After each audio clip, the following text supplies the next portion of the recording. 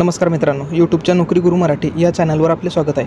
मित्रांनो, आजच्या व्हिडिओमध्ये राष्ट्रीय आरोग्य अभियान अंतर्गत नाशिक जिल्ह्यामध्ये जी कोविड-19 साठीची जी नवीन आरोग्य विभाग भरती होणार आहे, तर त्याच्या संबंधीची सर्व माहिती आपण या व्हिडिओच्या माध्यमातून पाहून घेणार आहोत। तर या ठिकाणी फिजिशियन, त्याच्यानंतर MBBS officer, Ayush officer, staff nurse, lab technician, pharmacist, ECG technician, x-ray technician, hospital manager, त्याच्यानंतर डाटा एंट्री ऑपरेटर या सर्वांची जी जागा येणार आहेत हे सर्व NHM मार्फत भरण्यात येणार आहे आणि याच्यासाठी कोणत्याही प्रकारची परीक्षा देता येणार नाही।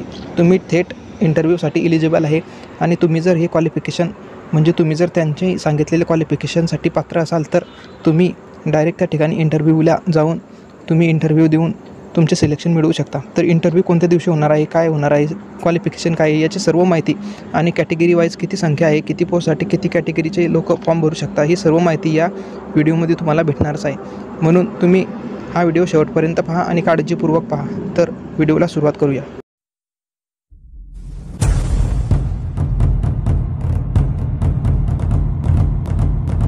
PDF मध्ये तुम्हाला या ठिकाणी राष्ट्रीय आरोग्य अभियानाअंतर्गत नाशिक जिल्ह्यासाठी कोविड-19 या साथीच्या रोगाच्या अंमलबजावणीसाठी अनुषंगाने नाशिक जिल्ह्यातील कोविड रुग्णालयांसाठी कोविड-19 अंतर्गत DCH, त्याच्यानंतर DCHC आणि CCC रुग्णालयांकरता कंत्राटी व करार पद्धतीने मानधन तत्वावर आवश्यक मनुष्यबळाकरता आता हे खालील जे पद दिले आहे हे भरण्यात येणार आहे। तर त्यांची येथे इंटरव्ह्यू घेणार आहे, म्हणजे मुलाखत पद्धत त्या ठिकाणी ते राबवणार आहे। तर या ठिकाणी तुमचा कोणत्याही प्रकारे पेपर होणार नाही।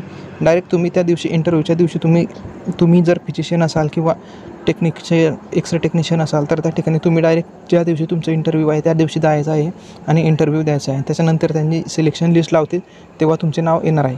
तर या ठिकाणी त्यांनी जी माहिती दिली आहे ते आपण पाहणार आहोत। तर फिजिशियनसाठी एज्युकेशनल क्वालिफिकेशन MD मेडिसिन, त्याच्यासाठी सॅलरी 75,000 एवढी भेटणार आहे। याच्यासाठी टोटल पोस्ट 5 आणि STसाठी 1 आहे। त्याच्यानंतर NTB, NTC, NTD या आणि VJA या कॅटेगरीसाठी 1 जागा, म्हणजे यांच्यापैकी एक कोणत्याही कॅटेगरीचा माणूस त्याला चालतो आहे आणि EWSसाठी 1, ओपनसाठी 2 अशा जागा आहे आणि याची इंटरव्ह्यूची तारीख ही 30 मार्चची आहे। त्याच्यानंतर मेडिकल ऑफिसर MBBS याच्यासाठी MBBS हे क्वालिफिकेशन 60,000 रुपये प्रति महिना आहे त्यांची सॅलरी। टोटल जागा आहे 23 आणि SCसाठी 2, STसाठी 5, VJAसाठी 1, NTBसाठी 1, NTCसाठी 1, त्याच्यानंतर OBCसाठी 2, EWSसाठी 2 आणि ओपनसाठी 9 याची तारीख इंटरव्ह्यूसाठीची 30 मार्च ही त्यांची तारीख आहे। त्याच्यानंतर मेडिकल ऑफिसर आयुष याच्यासाठी BAMS हे क्वालिफिकेशन आणि सॅलरी 30,000 रुपये आणि टोटल पोस्ट ज्या आहे ह्या 133। तर ह्या कॅटेगरी वाईज तुम्ही ह्या पाहू शकता। तर SCसाठी 11, STसाठी 29, त्याच्यानंतर OBCसाठी 12 आणि EWSसाठी 13 आणि ओपन कॅटेगरी यांच्यासाठी 50 आहे आणि याचीसुद्धा इंटरव्ह्यूची तारीख ही 30 तारीख आहे। स्टाफ नर्ससाठी BSc नर्सिंग किंवा GNM हा त्यांचा एज्युकेशनल क्वालिफिकेशन 20,000 रुपये प्रति महिना हा त्यांचा सॅलरी राहणार आहे आणि टोटल जागा आहे 129 आणि कॅटेगरी वाईजनुसार SCसाठी 10, STसाठी 28, OBCसाठी 12, त्याच्यानंतर EWSसाठी 13 आणि ओपनसाठी 48 आणि 31 मार्च रोजी ही इंटरव्ह्यूची तारीख आहे। लॅब टेक्निशियन याच्यासाठी BSc DMLT from recognise institute, म्हणजे BSc DMLT, त्याच्यानंतर यांना पेमेंट आहे 17,000, 133 एवढ्या टोटल जागा आहे। SCसाठी 11, STसाठी 29, त्याच्यानंतर OBCसाठी 12, EWSसाठी 13 आणि 50 या ओपनसाठी। 1 एप्रिल रोजी इंटरव्ह्यू होणार आहे। फार्मासिस्टसाठी D फार्मसी किंवा B फार्मसी हे क्वालिफिकेशन 17,000 हे त्यांचे वेतनमान राहणार आहे। टोटल जागा आहे 40 आणि त्यांची जी इंटरव्ह्यू होणार आहे ही 5 एप्रिल रोजी होणार आहे। त्याच्यानंतर ECG टेक्निशियन याच्यासाठी BSc with physics, chemistry, biology and experience of ECG technician at least 1 year. तर या ठिकाणी तुम्ही कोणत्याही ठिकाणची BSc जर केलेली असेल, म्हणजे BSc फिजिक्स, BSc केमिस्ट्री किंवा BSc बायोलॉजी, तुम्ही कोणतीही बॅचलर डिग्री म्हणजे BSc हे कोणत्याही स्ट्रीममध्ये केली असेल तर चालेल, पण त्यांना ECG टेक्निशियनचा कमीत कमी 1 वर्षाचा अनुभव हा त्यांना लागणारच आहे। तर याच्यासाठी सॅलरी 17,000 आणि टोटल जागा आहे 83, SCसाठी 7, STसाठी 18, त्याच्यानंतर OBCच्या 7, EWSच्या 8 आणि ओपनच्या 32 एवढ्या जागा आहे आणि त्यांचे इंटरव्ह्यू 6 एप्रिल रोजी होणार आहे। त्याच्यानंतर पुढची पोस्ट आहे एक्सरे टेक्निशियनची। तर या ठिकाणी एक्सरे टेक्निशियनमध्ये एक्सरे टेक्निशियन याच्यासाठी तुम्हाला BSc मेडिकल रेडिओलॉजी टेक्नॉलॉजी किंवा डिप्लोमा इन रेडिओलॉजी हा कोर्स केलेला असला पाहिजे. त्याच्यानंतर तुम्हाला पेमेंट आहे 17,000. टोटल जागा आहे 87. SC साठी 7, ST साठी 19, ओपनसाठी 32 आहे, EWSसाठी 9 आणि OBCसाठी 8. आणि याची 6 एप्रिल ही तुमची इंटरव्ह्यूची तारीख राहणार आहे, हे तुम्ही लक्षात घ्यायचे आहे. त्याच्यानंतर हॉस्पिटल मॅनेजर, तर हॉस्पिटल मॅनेजर याच्यासाठी MBA हेल्थ केअर किंवा हेल्थ ॲडमिनिस्ट्रेशन MPH और MHA हे क्वालिफिकेशन असले पाहिजे. याच्यासाठी वेतनमान आहे 35,000. टोटल जागा आहे 19. SC साठी 2, ST साठी 4, OBCसाठी 2, EWSसाठी 2 आणि ओपन कॅटेगरीच्या 7. आणि 6 एप्रिल रोजी याची इंटरव्ह्यू होणार आहे, तर हे तुम्ही लक्षात घ्यायचे आहे. तर या ठिकाणी याच्यासाठी आता पुढची पोस्ट आहे डाटा एंट्री ऑपरेटर. तर डाटा एंट्री ऑपरेटर याच्यासाठी कोणतीही डिग्री असलेला चालणार आहे. फक्त त्याच्यासाठी इंग्लिश टायपिंग 40 आणि मराठी टायपिंग 30 हे असले पाहिजे आणि त्याला MSCIT हे त्याच्याकडे सर्टिफिकेट असले पाहिजे. तर कोणतीही ग्रॅज्युएशनवाला व्यक्ती हा फॉर्म भरू शकतो आणि सॅलरी आहे 18,000. टोटल पोस्ट आहे 58. SCच्या 5, STच्या 13, त्याच्यानंतर VJAच्या 2, NTBच्या 1, NTCच्या 2, NTDची 1, SBC 1, OBCची 5, EWSच्या 6 आणि ओपनच्या 22 एवढ्या जागा आहे. आणि याची 7 एप्रिल रोजी इंटरव्ह्यू होणार आहे. तर ह्या जेवढ्या जागा आहे ह्या सर्वच्या सर्व जागा फक्त ह्या इंटरव्ह्यूद्वारे डायरेक्ट तुम्ही इंटरव्ह्यूला जाणार आहे आणि त्याच्यावर तुमचे सिलेक्शन होणार आहे. तुमचा कोणत्याही प्रकारचा हा पेपर होणार नाही, हे तुम्ही लक्षात घ्यायचे. तुम्ही जर वरील दिलेल्या सर्व पोस्टमध्ये म्हणजे वरती ज्या पोस्ट दिल्या आहे त्याचे जे क्वालिफिकेशन आहे त्याच्यामध्ये जर तुम्ही इलिजिबल राहत असाल तर तुम्ही यासाठी फॉर्म भरू शकता. फॉर्म म्हणजे डायरेक्ट तुम्ही इंटरव्ह्यूला जाऊ शकता. आणि तुम्ही जर नाशिक जिल्ह्यातलेच असाल तर तुम्ही नक्की या ठिकाणी इंटरव्ह्यूला जाऊन या. आता त्यांच्या अटी व शर्ती काय काय आहे, तर या ठिकाणी अटी व शर्तींमध्ये त्यांनी सांगितले आहे, इच्छुक उमेदवारांनी प्रत्यक्ष अर्जासह सदर पदासमोर नमूद तारखेस सकाळी 10 ते 12 या वेळेमध्ये हजर राहणे आवश्यक आहे.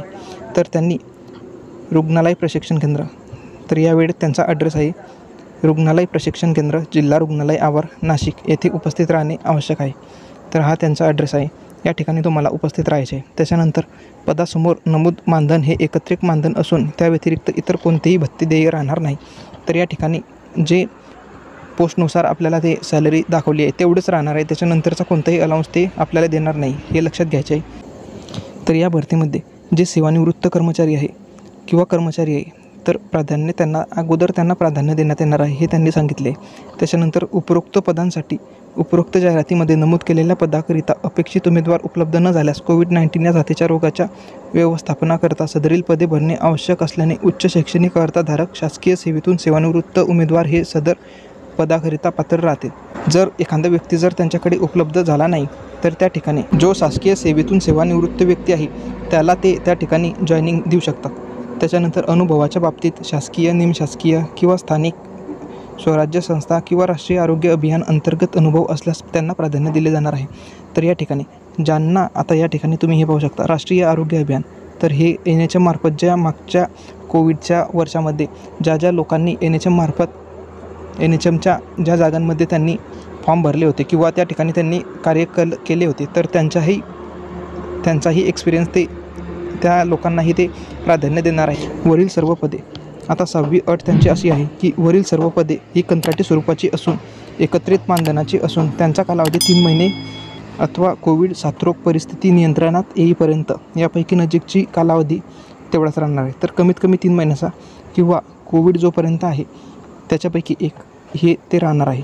आणि ही कालावधी संपल्यानंतर त्यांना कोणत्याही पदाचा म्हणजे त्या ठिकाणी परमनंट होण्याचा त्यांना कोणताही चान्स राहणार नाही, हेही त्यांनी सांगितले आहे. वयाची अट त्यांनी सांगितली आहे की अर्ज करण्याच्या शेवटच्या दिनांकास उमेदवाराचे वय खुल्या प्रवर्गासाठी, तर खुल्या प्रवर्गासाठी 38 वर्ष व मागासवर्गीयाकरिता 43 वर्ष एवढे राहणार आहे. त्याच्यानंतर सेवानिवृत्त MBBS व विशेषज्ञ वैद्यकीय अधिकारी यांना 70 वर्षापर्यंत व इतर सेवानिवृत्त अधिकारी उमेदवार यांच्यासाठी 65 वर्षापर्यंत वयाची अट शिथिल राहणार आहे. ज्या उमेदवारांनी अर्ज केला आहे त्यांच्यासाठी सकाळी 10 वाजता ते दुपारी 12 वाजतापर्यंत कालावधीत उपस्थित राहायचे आहे. त्याच्यानंतर आवश्यक शैक्षणिक अर्हता असलेल्या शेवटच्या वर्षामध्ये मिळालेल्या गुणांवरून मेरिट लिस्ट तयार करण्यात येऊन त्याच दिवशी नियुक्ती आदेश देण्यात येतील. तर या ठिकाणी शेवटच्या वर्षामध्ये मिळालेल्या गुणांवरून मेरिट लिस्ट तयार करण्यात येऊन त्याच दिवशी नियुक्ती आदेश देण्यात येतील भरती संदर्भातील आवश्यक सर्व सूचना मेरिट लिस्ट शासनाच्या jillapariषद.nashik.महाराष्ट्र.gov.in आणि ह्या 2 वेबसाईटवर तुम्हाला भेटणारच आहे.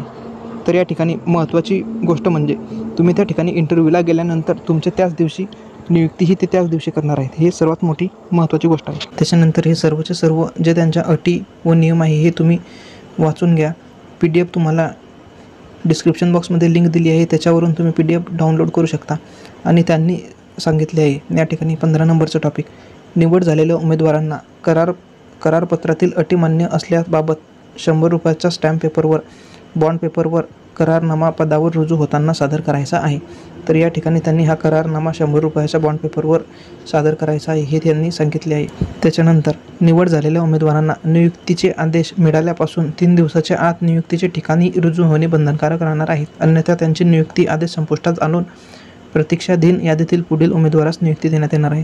म्हणजे आपण ज्या दिवशी इंटरव्ह्यूला जाणार आहे त्याच दिवशी संध्याकाळपर्यंत ते आपली मेरिट लिस्ट किंवा त्यांनी जे सिलेक्ट केले आहेत कॅन्डिडेट त्यांची लिस्ट ते लावणार आहेत आणि लगेच 3 दिवसाच्या आत आपण जर त्या ठिकाणी रुजू जर नाही झाले तर वेटिंग लिस्टमध्ये जे कॅन्डिडेट आहे त्या ठिकाणी ते रुजू करणार आहेत. आणि हे सर्वचे सर्व PDF मधील हे सर्व माहिती तुम्हीही वाचू शकता. डिस्क्रिप्शन बॉक्समध्ये जी लिंक दिली आहे त्याच्यावरून तुम्ही ही PDF डाउनलोड करा आणि ही सर्व माहिती तुम्ही वाचून घ्या. आणि फॉर्म हा खालीलप्रमाणे आहे, तो फॉर्म तुम्ही सविस्तरपणे वाचून सर्व भरून घ्या.